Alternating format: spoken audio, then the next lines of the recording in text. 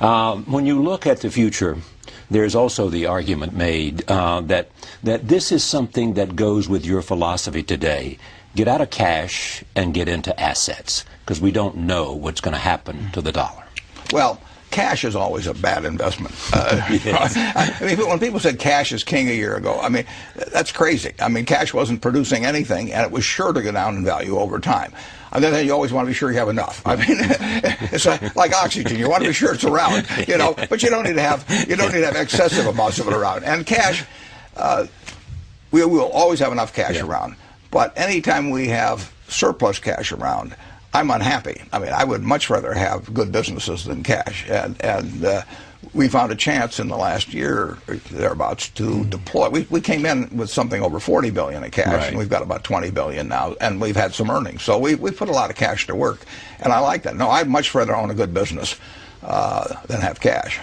And it is a hedge against the dollar? Well, you can say all assets are a hedge against the dollar. I mean, all you know is that the dollar is going to be worth less 10, 20, 30 years from now. I say worth less, not worthless. Right. You want to watch that. But it will be, you know, and that's true of almost every currency that I can think of.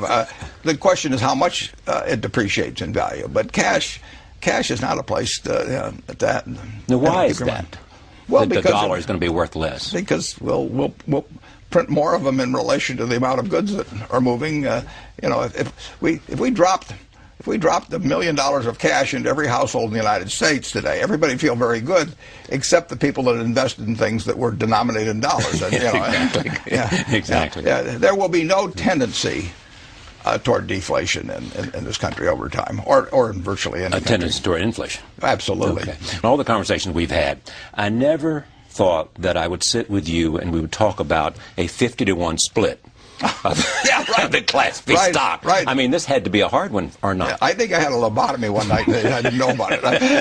No, it is not natural for me, but it was needed to facilitate the small shareholders of BNSF getting the same deal.